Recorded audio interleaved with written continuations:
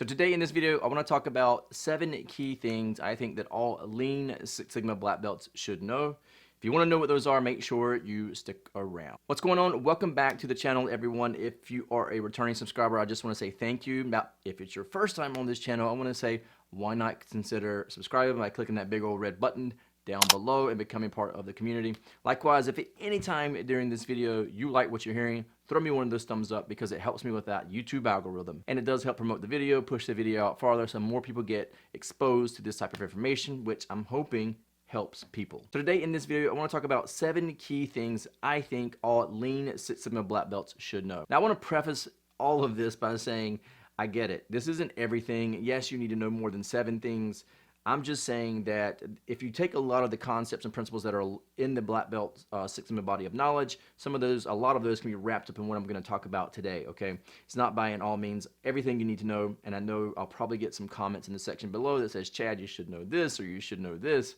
No, I understand that. I'm just saying these are some key things that I think would help you as maybe a green belt or a yellow belt or even a black belt. If you're trying to further your career, these are some things that I think might help you. So that's why I'm sharing those in this video. And I speak from experience, having done this for over 20 years. So the first thing I want to talk about is prioritizing projects based on the needs of the organization. Now, I know this confuses some folks because a lot of times they think, oh, well, you just prioritize projects based off the needs of what the customer needs, customer demand. Yes, in an operational environment, when you have a value stream, a traditional value stream map, sure, yeah, you base off the customer demand, takt time, work back into the lead time, figure out your OE, your inefficiencies, and apply some cycle time and try to get better at that and take out the waste. Totally get it. But when it comes to transactional processes, right, where you work in the service industry, and you have an internal pull from maybe, let's say, the finance department that wants you to help figure out where they're losing money or why they're not getting paid on time or why we're not paying people on time. It's not necessarily the customer, right? It is an internal pull on your resources as a black belt. Okay. And Siri just started talking to me. But the point I'm making is that, you know, it's not necessarily always an external pull from a customer. Sometimes it's an internal pull, and as a black belt, you need to understand, especially in the service and transactional processes in the service industry, then you need to understand how to be able to prioritize those projects as well. Sometimes it's both. Maybe you're a black belt or a master black belt, and you have green belts or you have other black belts that you need to figure out where you need to put those resources in a transactional and operational environment where that can be tricky and difficult. So, but being able to do that is something I feel is important for black belts. So make sure you focus on that and you understand you can prioritize projects based on either an external customer, you know, pulling on you, or an internal customer. Sometimes they're internal customers pulling on you from a transactional process. The next thing I feel like all black belts should know is statistical estimation. That is, you are making a judgment about a population based off some sample data that you pulled. So you may also hear this as inferential statistics, where you're making an inference about an entire population based off some sample, right? For example, let's say that you get a call from a customer, right? And they say, hey, we put your widget on our car, you know, our vehicles, and we're having failures in the market. You know, folks are driving their cars are dying. You know, what if it's 1 million cars out there or 1 million parts have shipped, or you ship those parts like a year ago and now they're failing out in the market, right? They've been sold from the dealership, they're out in the market. Well, you're not going to go recall all 1 million cars yet, right? You need to go in and get the lot number from that widget and say, okay, when did it start happening? Well, it started happening a year ago. Okay, now we need to get down to the exact date it started happening based off the lot number from that widget. And we need to do some inferential statistics or some statistical estimation where you would go in and say, now I know when it started and when it stopped. Let's go pull some data from that history, right? Which you're pulling a sample from that population, and you're running some sort of statistical analysis on it to find out how many parts might be failed or how many failures you might have in the market. So that's when you run your histogram, and at the end of the histogram you get the long tails, right? And then there's going to be some parts that fail, and that's where you're running your statistical estimation, and you're making an inference about the entire population based off some sample. So you can say, well, based off the statistics, we can say with a 99% confidence that we have roughly 3,000 parts in the market that have failed. Now, that's statistics, right? It's not always, well, it's not exact, it's statistics. That's right. You're making an inference about the population.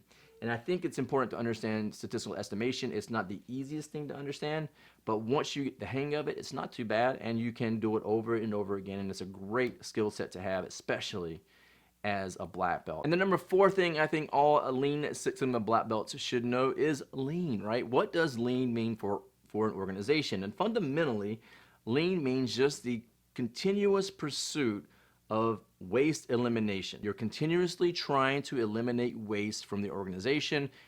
There will always be waste there. Even when you think you've gotten rid of all of it, there will still be some waste in the organization. But lean is about the mindset of continuously trying to get rid of that waste. I did a video on what the difference is between lean and Six Sigma. I also will post that card here and put it down in the description below. And the number 5 thing that I think all Lean Six Sigma black belts should know is how to problem solve.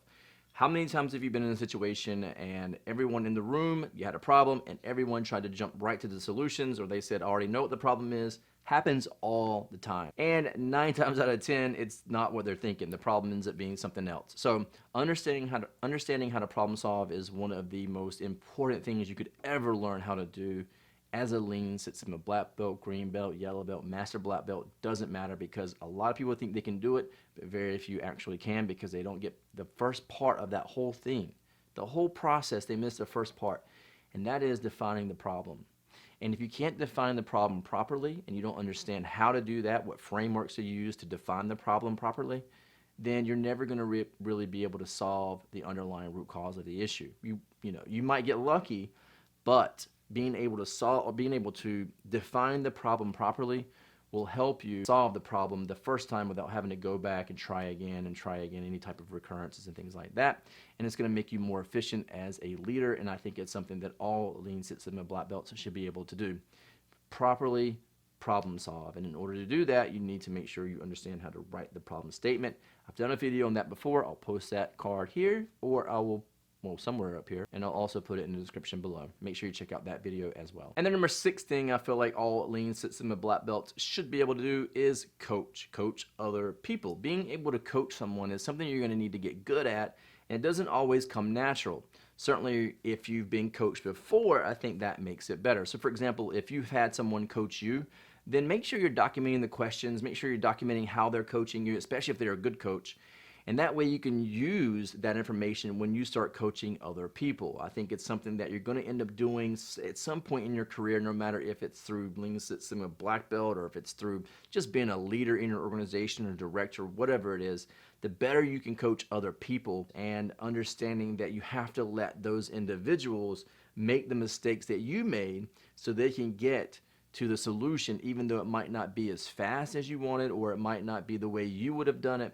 You have to let them sort of figure it out for themselves, and that's one of the best key attributes I think a coach can have. Is, it's really difficult because you want to give them the answer, but you can't. You gotta let them find the answer for themselves, and I think that's something that's very difficult to do. It's certainly been difficult for me, and it's certainly difficult. It was difficult for me when I was being coached by my mentors and coaches back at, when I was working for a Japanese company.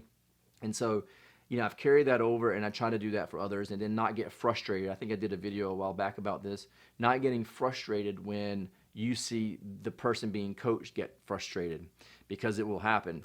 And, you just have to remember that you were in that spot once. So being able to coach is something that I think all Lean Six Sigma black belts should be able to do. Now, if you don't know how to coach, there's tons of books out there. I would definitely recommend buying books, but I think it's also important for you to try to find yourself a coach as well, and let them coach you, and then document the good things that are happening, the bad things that are happening, and then toss out the bad things, keep the good things, and use those when you're coaching others. And the number 7 thing I think all Lean Six Sigma black belts should be able to do is teach complex topics. Now, it's no secret that Lean Six Sigma has some pretty complex topics in the body of knowledge. So if you were to go look at any body of knowledge around Lean and Six Sigma, you would find some pretty complex topics. Now, being able to teach those in a way that the student's going to be able to learn is important, and it doesn't come overnight, and it's certainly something that I would consider or challenge you to try to do, is to take a complex topic and break it down. There's different ways to do this, and you can basically take the complex topic, try to break it down to a way that you understand it really well, and then go teach it to a family member and see if they can grasp the concept. One thing you can do is something called contextualized learning, where you take a really complex topic and you contextualize it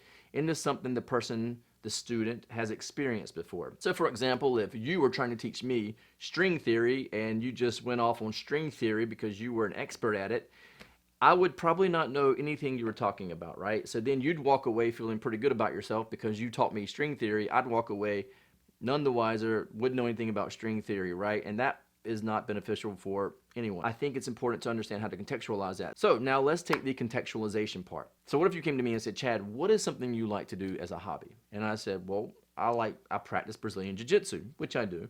By the way, if any of you practice Brazilian Jiu-Jitsu, why don't you give me a thumbs up down below. Likewise, right now, if you like this video, just give me a thumbs up. Let me know that you like it and also help me out with that algorithm. So if you came to me and said, Brazilian Jiu-Jitsu, great. Now, here's how string theory relates to Brazilian Jiu-Jitsu. Now, obviously, you'd have to have some experience with Brazilian Jiu-Jitsu to relate it, but you see how that could work, right? You could tell me about string theory related to Brazilian Jiu-Jitsu, and now you put it into some sort of a context that I can understand, and I would walk away knowing a little bit more about string theory, and you would walk away feeling good about teaching me a little bit more about string theory. But nevertheless, I think that is one of the most important things you could do as a Lean Six Sigma black belt or understand is how to properly teach complex topics. So that's it for this video. Thanks for watching. If you did like the video, make sure you give me that thumbs up before you go. And if you like this kind of content, why not click that subscribe button to become part of the community and that little bell notification so you can be notified when I release a new video. Thank you so much for watching. I appreciate each and every one of you. I hope all these videos are helping. I get a lot of comments, a lot of folks reaching out through LinkedIn, asking questions. If you're one of those people, thank you. I really appreciate it. You're not bothering me at all. If you have a question and you can't put it down in the comment section below, or I try to respond to all of those, then make sure you shoot me an email over on LinkedIn. I respond to all of those as well. I'll see you in the next video.